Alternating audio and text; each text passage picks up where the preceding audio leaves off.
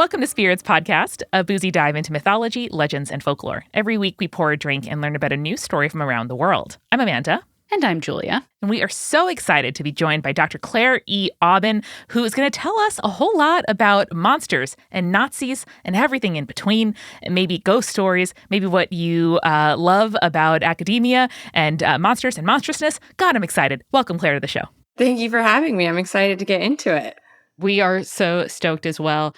Just to kind of start off, can you tell people a little bit about what your work tends to focus on in academia? Sure. Yeah. So I've just finished my PhD, and my PhD dissertation and most of what I work on was on Holocaust perpetrators. So not just like general Nazis, but people who specifically perpetrated the Holocaust as immigrants to the post-war US. So looking at the sort of like Nazi next door trope and the sort of imagination that surrounds what a Nazi after the war looks like, and specifically like hidden or concealed Nazis in America look like. So I do a lot of sort of work, obviously on that and on their actual lives and experiences and how those compare to the narratives that we have about them, but also a lot of work on sort of what Nazis in popular culture and American culture look like and sort of the conception that we have around them. So that's a lot of what I do. I also do a lot of stuff on sort of the right and antisemitism in the US at the moment, but it still kind of tends to come back to our idea of like what evil and Nazism and all of these things look like versus what they actually are. Yeah, that's such a fascinating subject. And like you think about kind of the way that I guess after the Cold War, we kind of went away from Nazis as the bad guy in like films. And now we're kind of coming back to it at the same time. Like I know we got Nazis again in an Indiana Jones movie, which I feel like it can't be an Indiana Jones movie without a Nazi. So I'm very, very curious to get us started. And I'm sure there's a lot of great examples out there in the universe. But can you tell us a little bit, I guess, about when you talk about the kind of Nazi monsters, which is what we were so excited to talk to you about today, I think of my husband playing Call of Duty and the entire like oeuvre of the Nazi zombie. Yeah, that I think is probably, especially now, the most common idea that people would have of the trope, but it's existed since World War II. Whoa. So the first Nazi zombie movie came out in 1941. It's called King of the Zombies. And then the second one, which is kind of a sequel to it, is called Revenge of the Zombies. And that came out in 1943. Just really in the thick of it. They were like, like checks headlines. What should we make today, lads? And then that's what they made. Yeah, they were like right in with the Nazi zombie thing. So it's not like it's some retroactive thing that started after the war and people were like, these guys were really bad. Let's make them even worse. They were like in the middle of it. These guys are bad. And we need to really, really stress all of the potential ways they could be bad. Yeah, it's not like a relatively new thing compared to sort of the age of Nazism and the Third Reich. So yeah, I mean, it's been around for a while.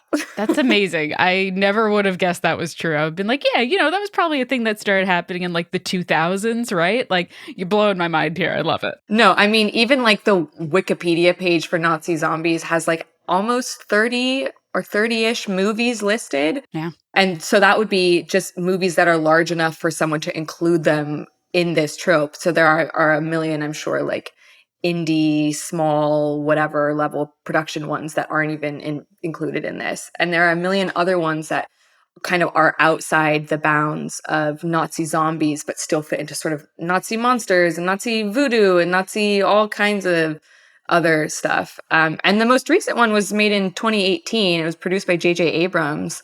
This is also still an ongoing thing. It's not like it started a while ago. There was a brief pause in the 90s for about 10 to 15 years, where nobody was making Nazi zombie movies. And then they just reappeared in the early 2000s. Can I ask what happened in the mid-90s that they were just like, we're going to take a quick pause on Nazi zombies for a little bit? I have no idea. I'm sure there are a lot of reasons you could speculate. Like maybe there's the fall of the Iron Curtain and there's a bunch of other stuff going on that people are like, we can focus on that. There's also the rise of the Middle East and Middle Eastern people being like the villains in movies, and Arabs specifically being like the villains, big villains in movies. But then we get right back to it in the sort of early 2000s. And there's a real like major resurgence of the Nazi zombie thing starting in like the 2010s-ish. So right around like when a lot of video games started really popularizing the Nazi zombie thing as a video game trope rather than just a movie trope. So what's the fascination? I know that you mentioned sort of like, like these are the worst bads, and killing them wasn't even enough. Like that would kind of be my assumption, right? That you sort of can sort of like raise them back from the dead, and that's, especially, egregious. It's also like satisfying to snipe a Nazi zombie. Like that I totally understand. What, in your scholarly perspective, sort of is the fascination of some of these monster tropes? Well, I think you're right. I was reading some of these like commentaries about this the other day because I was thinking about how are other people conceiving of this or what are the conceptions that are really popular about this before coming on the show. And one of the people, I wrote this down somewhere on here. One of the people writing about it, Issy van der Velde, calls Nazi zombies a bad guys 2-for-1 sale. Like it's like, so you're not just killing zombies, you're also killing a Nazi zombie. And so it really kind of doubles down on the like thing that happens, especially when you play things like first-person shooters, which are like, just kill as many people as possible, as brutally as possible, get extra points for blowing them up or whatever crazy thing you're going to put them through, basically. And you can just remove any ethical compulsion whatsoever from that by being like, oh, it's a zombie.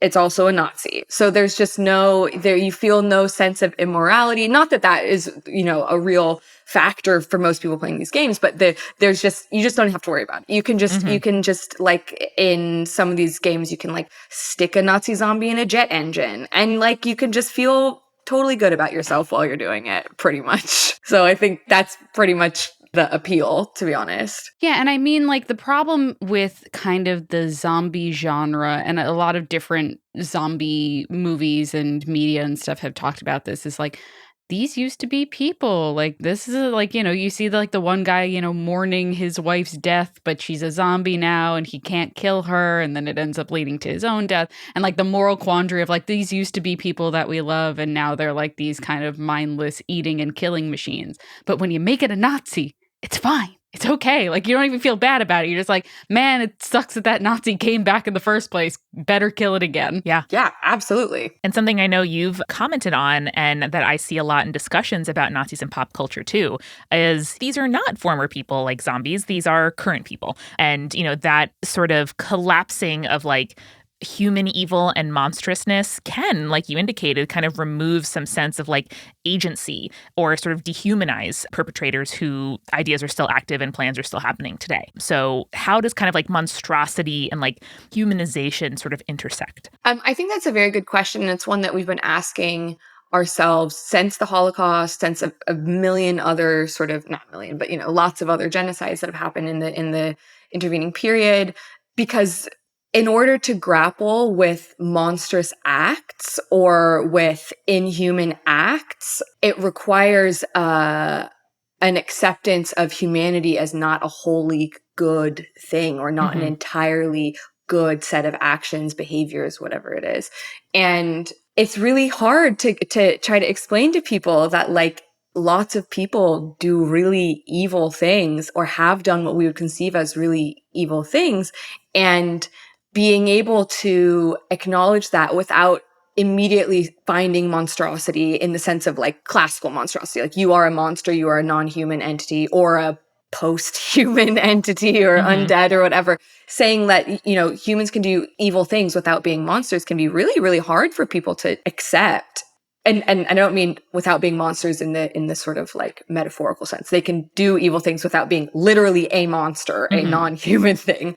I mean, even when people talk about Hitler, for example, it's a really common misconception, and the fact that I'm having to talk about this is wild, but a misconception that Hitler was possessed by a demon is something you hear a lot, actually, particularly during like the Satanic Panic. That comes up a lot, that he only did an evil thing because he was possessed by a demon, and it's because he at one point underlined a passage in a book called Magic, History, Theory, and Practice that says, "He who does not carry demonic seeds within him will never give birth to a new world." So people are like, boom, evidence that Hitler was possessed by a demon. So it's like, even when they talk about like Hitler, like the guy, they still are like, well, maybe he wasn't really a human, maybe, or he was a human, but it was demonic possession that caused this. These plans couldn't come from within a human being without external source or like fertilization.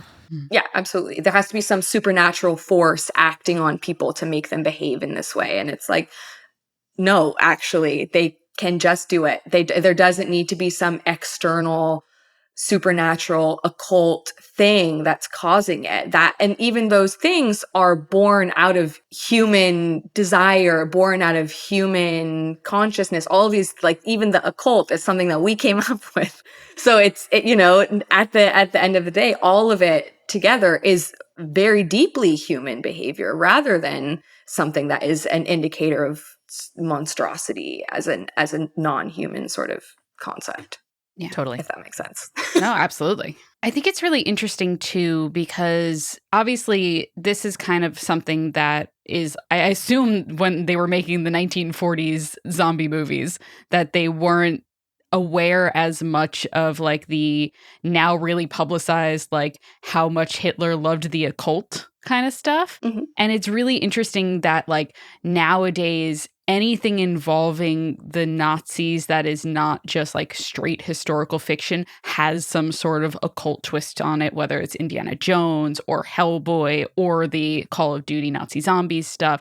And I'm wondering where that comes from, I guess. Is it from the Satanic Panic, like you mentioned? I'm not sure. I think there's a modern turn at the moment to be really into occult stuff anyways. Things like astrology, tarot, all of those things are incredibly popular, like at the moment. They're having this massive cultural resurgence in the sort of like re-enchantment thing is happening right now.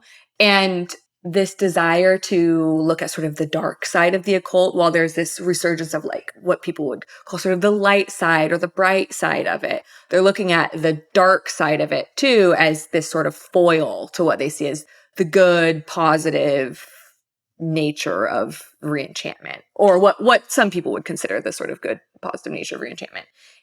I don't actually know if there's like a good answer to why this is such a big thing at the moment. I mean, I went and saw Indiana Jones in theaters like a week ago and was like really taken aback when the bad guy was a Nazi living in America under a fake name, because I was like, that is a jump scare for me.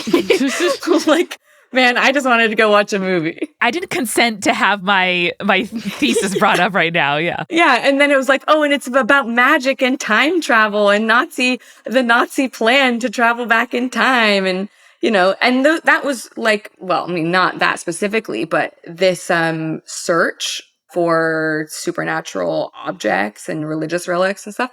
That was real. Like the Nazis had a group called the Ahnenerbe that were like doing that, looking for supernatural objects and religious relics and treasures and things like that. So, and it was fairly certain it was founded by Himmler, who was like a big occult guy. Part of it is that there is some basis in reality. There is some grounding in reality for some of this. But we just, through the use of, movie magic and video games and whatever, we've just really inflated it massively into this whole other thing. There's no evidence that the Nazis were trying to make zombies, which also feels very silly to have to say, but like they were into a lot of stuff. Zombies, raising the undead, not one of the things that they were, as far as we know, actively trying to do. Now I'm just wondering if like George Lucas read a really weird book one time, and now that's why we're obsessed with the Nazi search for the occult. Like, it might have just been that. It might have just been like one really big thing kind of snowballed all of the other stuff later. I mean, maybe. I don't see why not. I just like to theorize. Obviously, I'm not the doctor here, but I just like to theorize some kind of stuff. Be like, George Lucas read a weird book at an airport library once and then went off. Yeah, I mean, there are a lot of books on this. People love to talk about magic. They love to talk about Nazis. And if you can put them together in one book, research project, whatever, they're all about it. There you go. That's like, it's their sort of perennial interest for people of all different sort of political persuasions. Because if you're on one side, you will read that as like, this is the most evil thing ever. And if you're on one side, you're like, how interesting. Like there's everybody can find something that they are interested in when it comes to especially things like Nazi zombies, Nazi monsters, etc. It feels like it should be a really niche interest, but in actuality, pretty much everyone can find something in it that they're like, I didn't know that, and I would like to bring that up in a pub quiz or something. Yeah.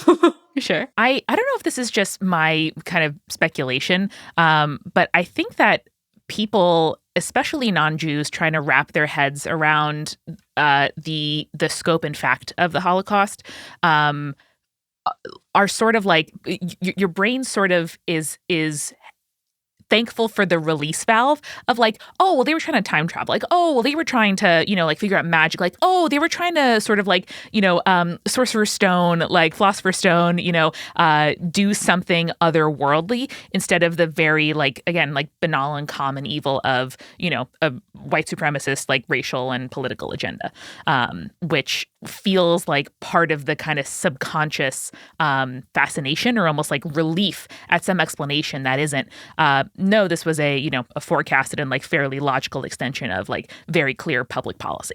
Absolutely. And I think there's something that probably can feel relieving in the idea that, they were doing this they had this undead project. They had this monstrous project. There's a movie that came out not that long ago, I think 2016, called Sharkenstein, where it was like they were making a Nazi super shark. Like, there's this whole thing where it's like, okay, it's relieving they were doing this to someone else, when the actual reality of it is things like human experimentation that were happening on victims of the Holocaust, or that was happening on victims of the Holocaust, was for like human improvement, supposedly. Very It was banal, to create, and it was like these things that we're imagining as being about creating like, Frankenstein's monsters were actually about creating like a stronger uber human race, which is much scarier actually if you really think about it. And so,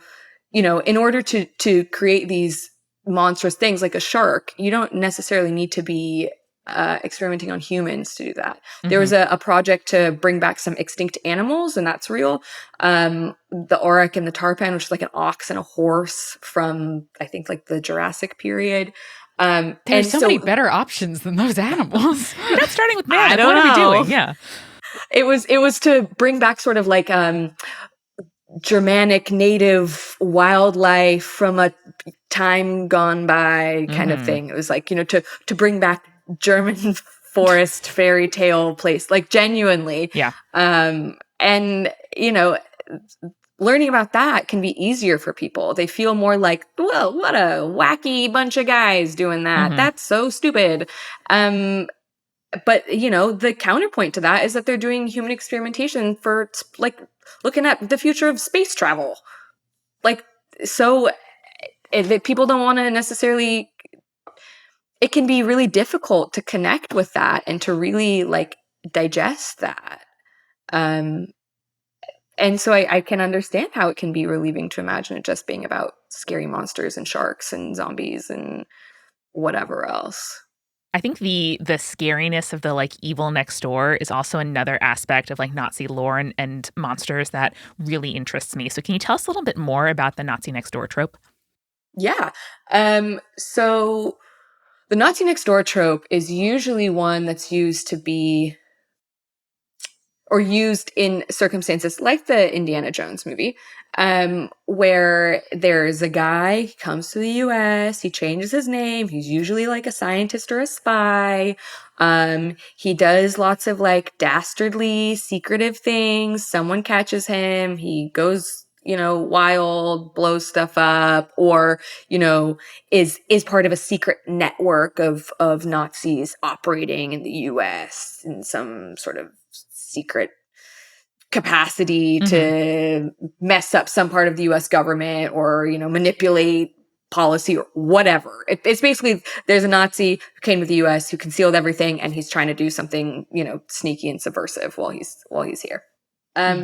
That's not really the kind of Nazi that came to the U.S. for the most part, or specifically when we talk about Holocaust perpetrators. Because in most of these scenarios, the Nazi next door, it's not some guy who was like a paper stamper person or someone who was in just like the German army. It's not that. Right. Like the Nazi next door trope is specifically about a guy, or almost always a man, very, very rarely a woman, who came to the US after working in something like a concentration camp or after leading the Nazi party in some aspect of something related to the Holocaust. It's like And in policy actuality- decision makers or like researchers are often most present in this trope too.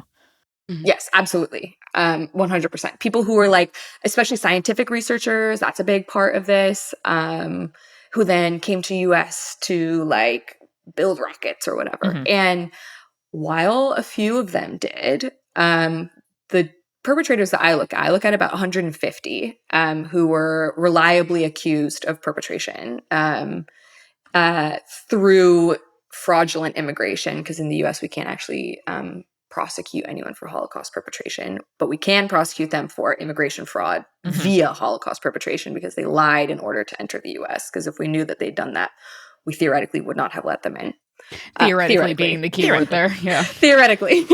But the majority of what people imagine to be a Nazi next door in the US is someone who entered through something called Operation Paperclip, or Project Paperclip, which is where Nazi scientists were brought into the US to work on scientific things like space travel, etc. Of the 150 that I look at, only 3 of them were involved in Operation Paperclip. So the majority of the people involved in Operation Paperclip, not all, but a huge proportion of them were actually just like normal everyday scientists who didn't really know what was going on, didn't really have involvement in things like this, in the sort of like hardcore Holocaust perpetration aspects of it. And only about 3 of them actually knew or were involved in the decision-making processes around this.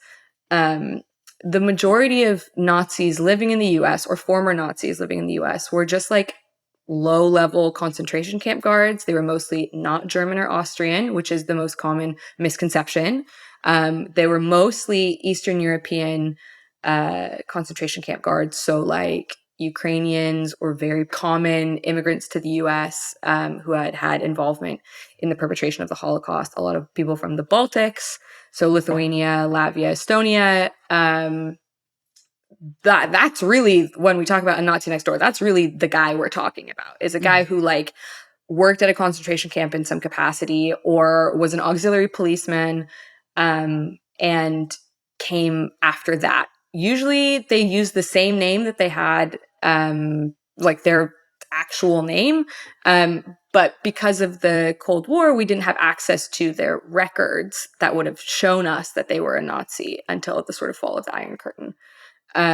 So a lot of these people that we let in, we didn't really like know how, like we didn't know that they were Nazis, and we didn't really have a way of knowing that they were Nazis necessarily. We also had really terrible procedures to keep Nazis out. So it was bad on all fronts, basically. But yeah, it's really important to, when we think about this sort of Nazi next door trope, to like really start to divorce it from our idea of like Nazi leadership and Germans and Austrians, because for the most part, that's not who actually came into the US. And it dilutes our idea of the Holocaust itself, like, because it leads us to believe that the Holocaust and all of its perpetration was an exclusively German, Austrian phenomenon, rather than one that was enthusiastically perpetrated and collaborated with, like, by people all over Europe and all over Eastern Europe. That's it. Like, so much of what we imagine to be just a German plan, while the plan was German, its execution was like very often not carried out by Germans or carried out by local people who wanted to participate in a pogrom. It's so it's really important when we think about this, and it plays over. I think it affects these like monstrous tropes as well. We have so much more to ask you about these monstrous tropes, about your time as a researcher and in academia, and other stories that you may have grown up with. So let's grab a quick refill, and then we'll be right back to it. Let's do it. Hello, hello. It's Amanda, and welcome to The Refill. Especially welcome to our newest patron, Denise. I am so delighted you're joining us. And Denise, I don't know if you are into reality TV at all, but the thing that I am recommending this week that I want to make sure all of you know about is that arguably the best Survivor player of all time, Cirie Fields, is on Big Brother this season. Now, Big Brother is not a particularly good show, but it is one that I really enjoy. And the community around it, again, not all of it's good, but the parts that are good are really good. And being able to see like a truly once in her generation strategist like Cirie play Big Brother is bringing me like the most dopamine I've ever experienced. So that is my recommendation this week. You can find all kinds of TikToks and YouTube videos about why Cirie is incredible, and these very fun small moments of people not knowing how good she is in the Big Brother house, or that her son is with her. They have the same face and no one knows. It's incredible, except for one person. Anyway, welcome, Denise, and welcome and thank you, our supporting producer level patrons whose support sustains this podcast and makes our work possible. Alicia, Ann, Brittany, Fruity Chick, Hannah, Jack Marie, Jane, Nieselkins, Lily, Matthew, Megan Moon, Nathan, Phil Fresh, Rico Like, Captain Jonathan, Malachi Cosmos, Sarah, and Scott, and our legend level patrons, Ariana, Audra, Bex, Chibi Yokai, Morgan, Morgan H, Sarah, and Bia Me Up, Scotty. You should join us today. Listen, if you enjoy this podcast, if it brings you joy, if it helps you through your week, or you look forward to it every Wednesday, we would love your support for as little as $4 a month at patreon.com/spiritspodcast. Now, we have some very exciting news, y'all, which is that we have new merch for sale. You can get 5 new tarot card designs. So if you have our tarot deck, our 5 favorite designs from that deck are now available on a black t-shirt. Plus, we also have an updated logo t-shirt. So, we refreshed the Spirits logo, and our fabulous designer, Allison Wakeman, made an even better, brighter, more incredible new version of the Spirits logo. You can now get that on a t-shirt at spiritspodcast.com/merch. I'm obsessed with these shirts. I love that you can get more tarot designs. And hey, if the nice green color of the previous tarot shirt wasn't for you, go grab a black one. And you can be a goth girly, or you can be a spooky friend all summer long. I know I am.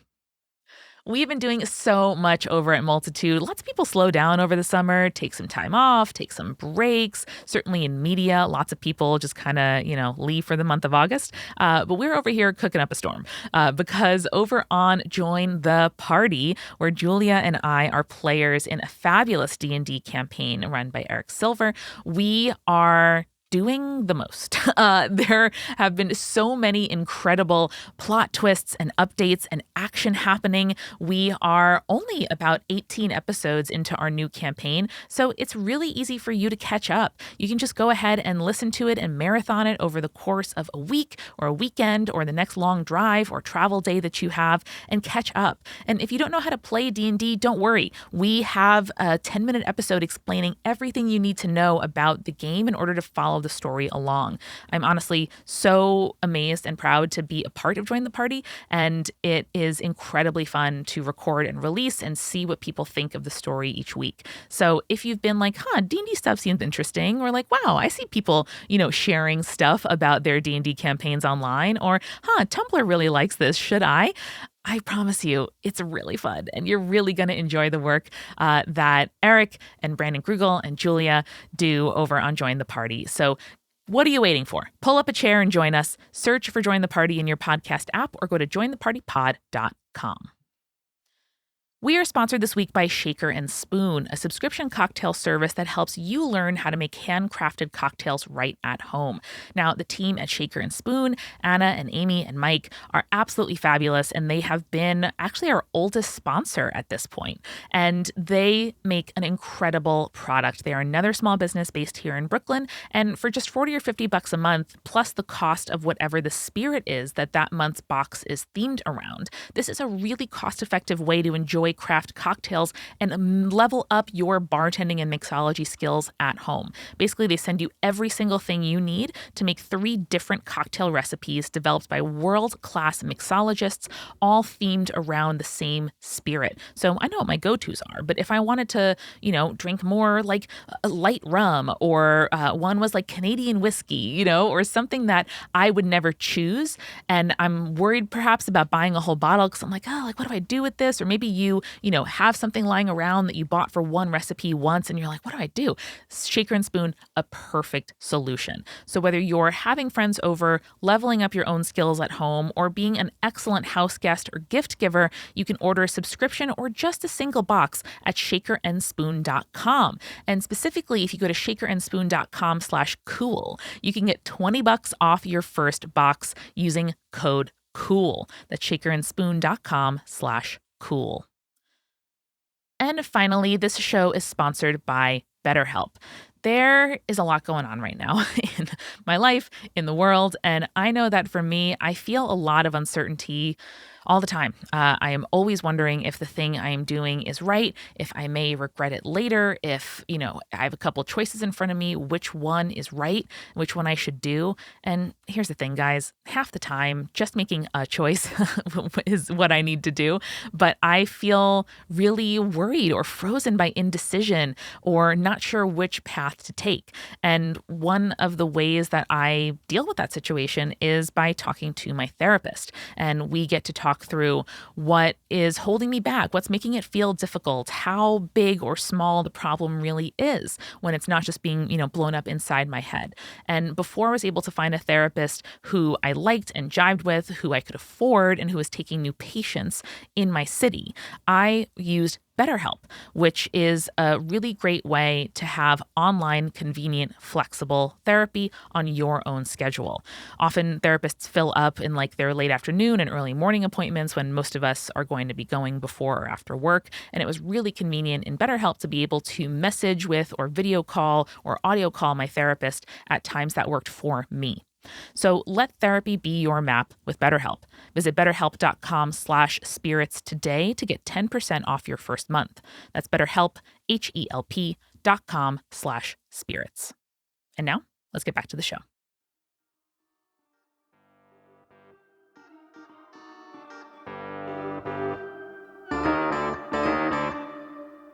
Now, we always love to ask our guests what you have been drinking lately, whether that's cocktails, mocktails, sodas, lemonades, coffee creations, what have you. What have you been enjoying lately?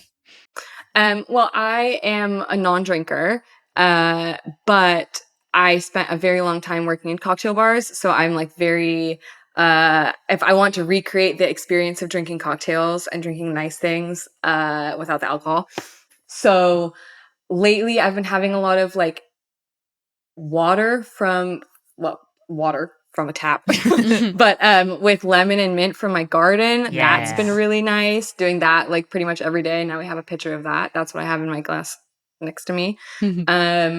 There also are a lot of really good non-alcoholic liquors at the moment.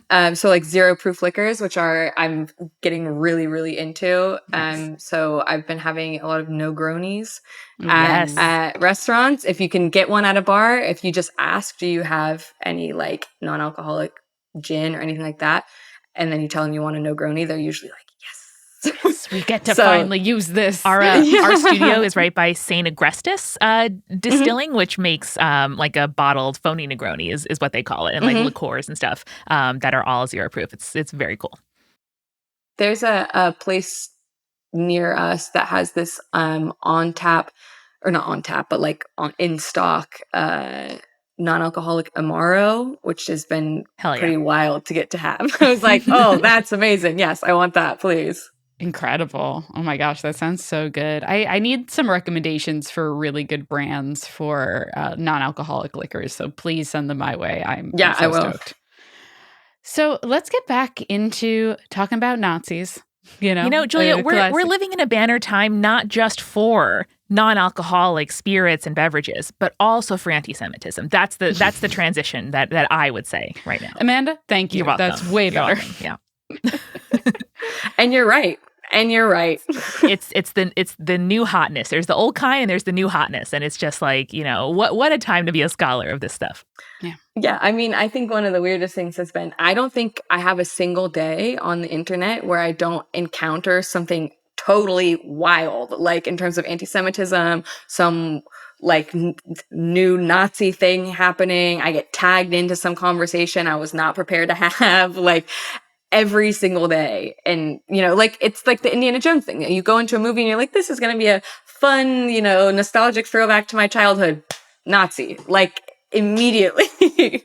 Well, one thing that really, I'm sorry to like quote your academic biography to you, but I did read on University of Edinburgh's website that you co-created the Emotionally Demanding Histories group, which as soon as I read it, I was like, of course, emotion and emotional burden and the emotional effect of research and secondary trauma are a thing among researchers and scholars. Can you tell us about that and how you either found or didn't find and then made community among other researchers of weighty topics? Yeah, absolutely. It's one of my favorite things to talk about because Good. I was like, I don't want to make you talk about your like extracurricular work, but no, basically, EDHG was born out of a really depressing coffee conversation that one of my very good friends, Dr. Emily Rose Hay, she and I had. She works on child homicide, and basically we were in the first year of our PhD, and our cohort would like meet up for these big brunches or whatever, and we'd have these classes together, and everyone would talk about their like fun, interesting topics, or they're like the fun things facts. that are like, I'm doing the history of gaming and I'm doing all this stuff. And it was like, that's great. And then she and I would emerge from these meetings feeling like, well, I feel like shit. Like, you can't have this. People would be like, let's do Halloween and let's dress up as our topic. And she and I were like, child murder? Good. Yeah. I mean, can't do that one. Yeah, like there was an occult belief that like Aryans are descended from the people from Atlantis, but as soon as I start explaining it, it's going to get real dark real fast. Yeah. Oh, yeah, exactly. So like she and I had this coffee conversation one day, and she and I actually didn't really know each other at that point. Like we were in the same cohort together, but we hadn't really like connected in any real meaningful way. And she was like, hey, I want to talk to you about the fact that I feel really sad about my research sometimes. And I don't feel like anyone else that I'm talking to is going through this. And I was like, well, I definitely am. And we were like, well, let's start talking about this more frequently. And then we were like, well, what if we start a group? Or do these groups exist? And it turned out that they existed for people who do like social sciences, like psychologists, for example, will have these emotionally demanding research groups. Some anthropologists that would come up would come up in their circles. And it just didn't exist for history, like at all. And we were kind of baffled because we're like, okay, but we're studying, just because it's in the past doesn't mean I'm not studying straight up genocide. Like when I talk about Holocaust perpetrators in the US, that also requires me to be very specifically and deeply researching their behavior during the Holocaust in order to understand a sort of mental state that follows them after that. And so we were like, okay, well, then maybe we should think about this becoming a thing. And we made this group, which ended up being the first group ever to work on emotionally demanding aspects of history and secondary trauma in history and historical research. And we've had scholars of all different kinds of things: genocide, sexual violence, colonial violence, all kinds of stuff, like who are working with really, really difficult, really heavy topics, come and join us and speak at our events and do our conferences and things like that and our workshops. But yeah, it's a field that really deserves a lot more attention because so many researchers feel really deeply affected by the work that they're doing. And you don't even necessarily have to be a part of a group that would be targeted. Like you don't have to be a child or a mother to read all day about child homicide and feel like horrified by it, and also to have actual experiences of secondary trauma.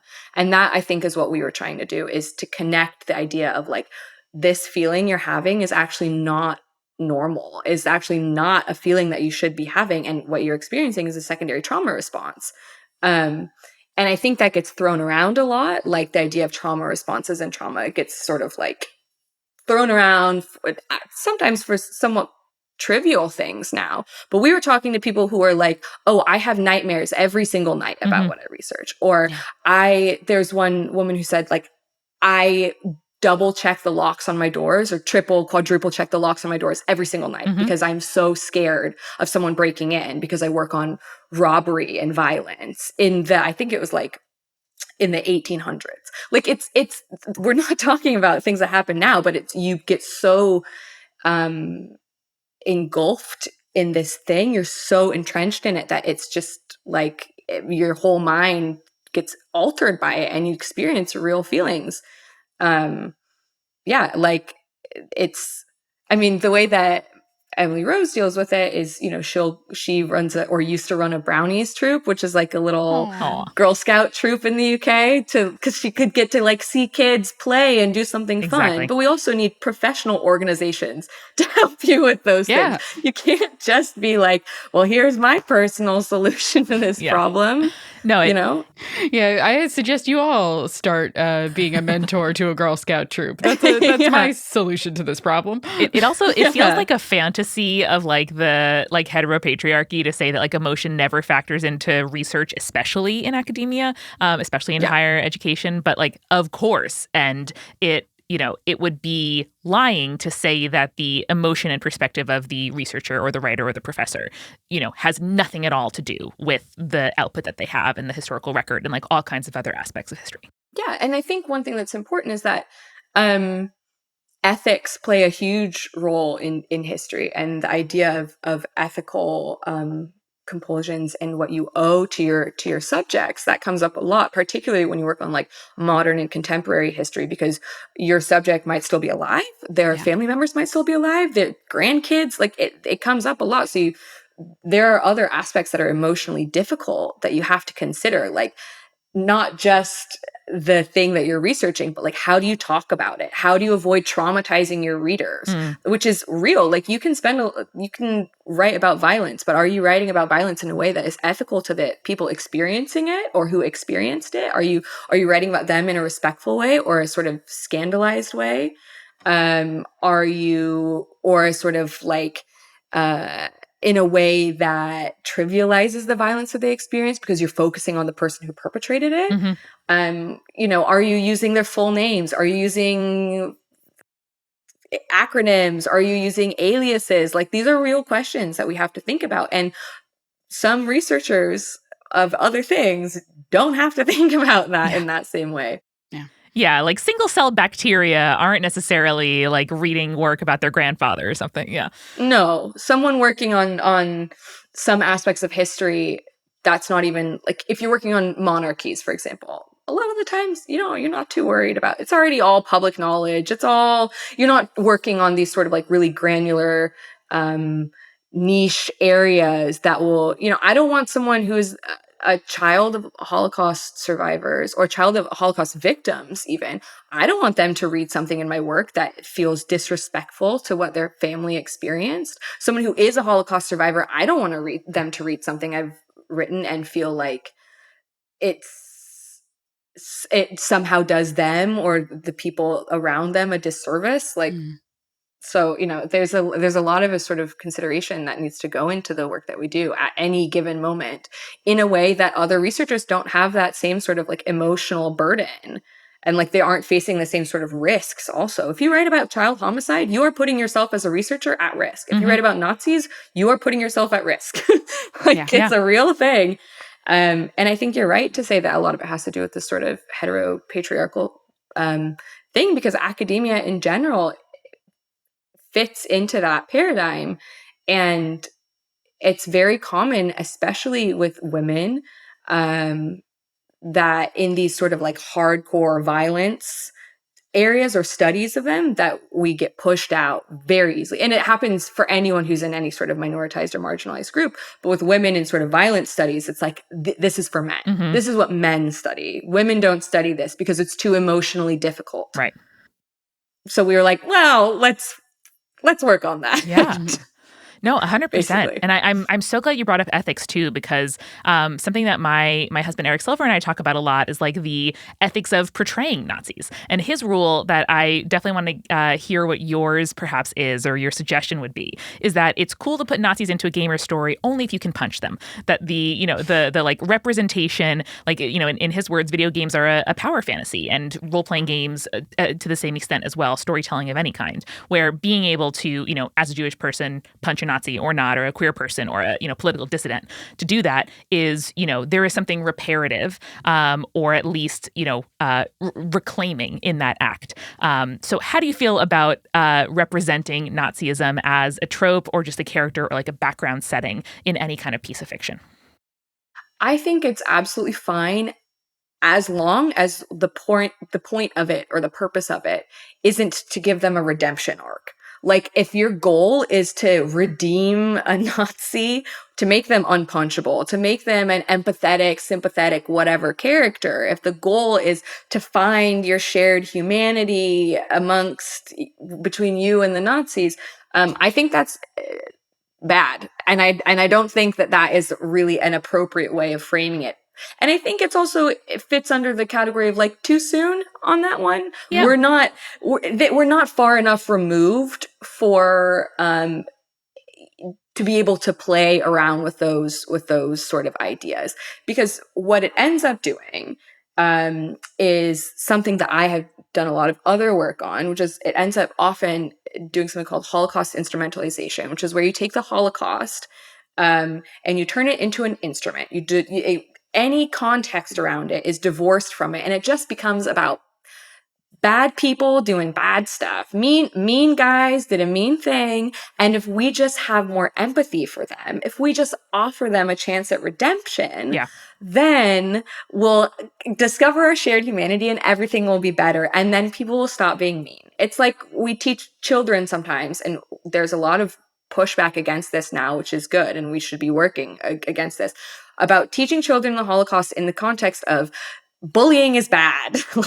Being mean to people is bad. And so we'll say, and here's an example of what happens if you're mean to people, and you give them the Holocaust. And it's like,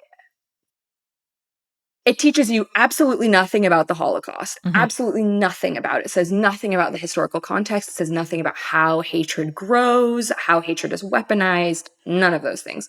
And so when you put a Nazi in, or you set something in Nazi Germany, or you make the Nazis win World War II and then come back and you're giving them a redemption arc, you're doing the same thing, essentially. You're saying, it's not the genocide they did that was bad. It's just them in general. And if you just, if we just understand them as individuals a little bit more, with a little bit more nuance, then, maybe there's some good in the Nazi. Is kind of like, it doesn't teach anyone anything, but it kind of pretends to, I would say. It very often sort of purports to teach people something, but there's not really any lesson being learned anywhere in there. Yeah, and removes it from Jewishness and anti-Semitism specifically, which is another thing that, people seem very eager to be like, yeah, but like lots of groups have been, targeted in lots of ways, and sort of move away from, that specific context because they are uncomfortable for whatever reason that I don't necessarily care that much about,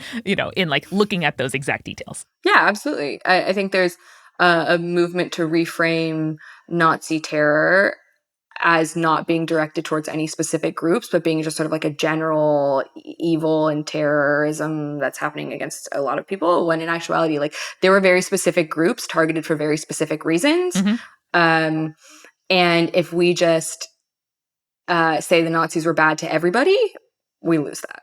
You completely lose that, and you do those people a wild disservice, an enormous disservice, and it's very bad, and it is, to me as a researcher of it, very worrisome, especially in this current moment when anti-Semitism is on the rise, and there seems to be a push to call people who call out anti-Semitism Nazis and fascists. Yeah, which is incredible. It's kind of insane. Incredible. In the cannot give me incredulity way. And I started to again quote your Twitter bio to you, but you call yourself on Twitter a historian of literal Nazis in America. Why is that distinction important to make? Maybe a softball question, but I'd love to hear you tackle it. Yeah, it's because people on the internet like to interpret things just in the wildest ways possible. They like to interpret things to just mean whatever they think that you mean, and that's fine. But I spend a lot of time saying, I study Nazis in America, and people go, well, your side are always calling everybody a Nazi, oh boy. and I'm not a Nazi. And I have to be like, I am talking about goose-stepping, uniform-wearing, SS member Nazis. I'm not talking about modern conceptions of neo-Nazis, which, anybody can fall on any sort of spectrum on whether they think that that counts as a Nazi or not, whatever. I'm not talking about those. I'm talking about the literal ones. And even that I get a lot of pushback on because people refuse to believe that I could mean literal Nazis when I say literal Nazis in America. Do you carry around a few flash drives at this point, and you're like, I have many gigabytes of historical record I can show you? Yeah, I mean, I have a dissertation. You want to read it? It's called Holocaust Perpetrators as Immigrants in the Post-War U.S., and that's just a little bit less pithy. Yeah. I'm not going to use that in my Twitter bio. It's just I find it very strange and very frustrating, and I get so much pushback on it for no reason, other than people are, especially on the internet, they just want to be mad. They just want to be mad at you, and they want to misinterpret whatever it is, even something as clear as saying, I study literal Nazis in America. And I'm not using the word literal incorrectly there. I'm meaning the literal ones. Exactly. My final question for you is around the experience of studying effects and survivors and also perpetrators of the Holocaust in the U.S. from the U.K. And I'm curious kind of what that was like for you and how Holocaust memory and also denial differs in the U.S. versus the U.K. or other places. Yeah. So one thing that's very good, especially because COVID lockdowns were happening in the UK during my dissertation writing period. The one thing that's very good is that because Holocaust survivor networks are so widespread now, an enormous amount of the research that I was doing was publicly digitally available. So a lot of the things that I look at, you right now could go Google them and find them in the archive that I was looking at. A lot of the things I look at are not publicly available necessarily, but a huge, huge portion of them were. So I get asked that a lot. How do I study the US? How was I a historian of the US from the UK? And the answer was, honestly, without that much difficulty. To be clear, I believe you were, and I believe you can. I'm curious how that context sort of affected your work. Yeah, of course. I did not take it as you being someone criticizing that. But it was also interesting because I'm obviously from the US. I was born and raised here. I originally went to the UK to do my master's in human rights law because Edinburgh has one of the best schools in the world for that. And interestingly, Edinburgh also has one of the best programs in the world for US history. And a lot of people do not realize this because the American context is people are so used to thinking that you can only study America from America.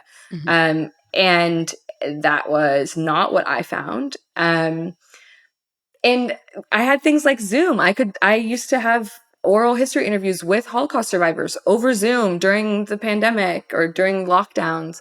And a lot of things that I looked at, I was able to go to Israel, to go to Jerusalem to work at Yad Vashem quite easily while there, because it's much cheaper and much easier to go to Jerusalem from England or from the UK. I mean, I did fly out of London, but from the UK than it was to do it from the US. And there are more grants available. The Royal Historical Society will pay for things like that. So I found that part of it pretty interesting, because I wasn't just looking at people who were in the US. I was also looking at their life before coming to the US. So I had to have access to European archives, or like pretty easily. I had to be able to go to Germany or go wherever and work in archives there too. Or at least be able to call them and contact them without it being in the middle of the night for me. Yeah.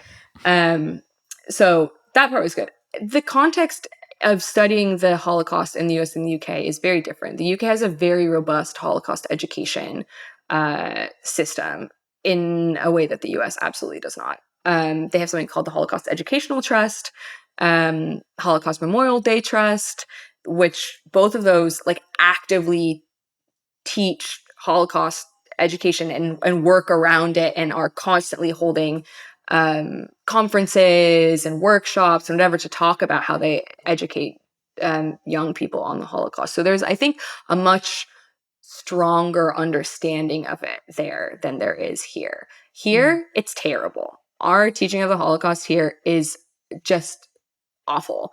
And while there are museums like the USHMM or the UCLA Shoah Center that are doing incredible work, the issue is that on a very widespread public policy level, children are not learning about the Holocaust. And now it's even more difficult for them to learn about the Holocaust. So I know a lot of Holocaust scholars in the US who are constantly sort of stymied in their work here in a way that I was not in the UK. I would say, yeah, quite a lot of less restrictions there than a lot of people do here, which is really terrible.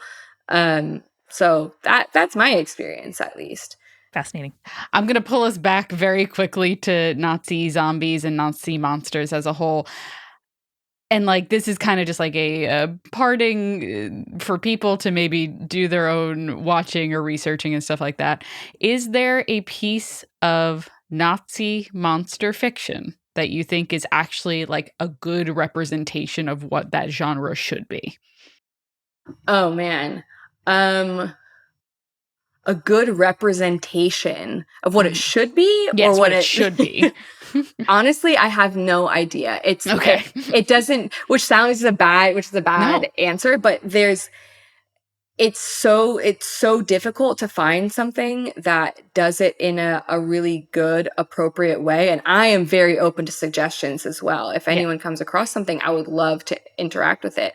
I think very often it's just used as sort of a cheap, like, Nazis, zombies, monsters are all this vector for evil. If you come into contact with them, you become evil too. And I haven't thus far experienced one that I thought was like, oh, this is doing a really good job of making me think in some deeper way about it. That being said, if anyone comes across one, I would genuinely love to read it, watch it, whatever it is.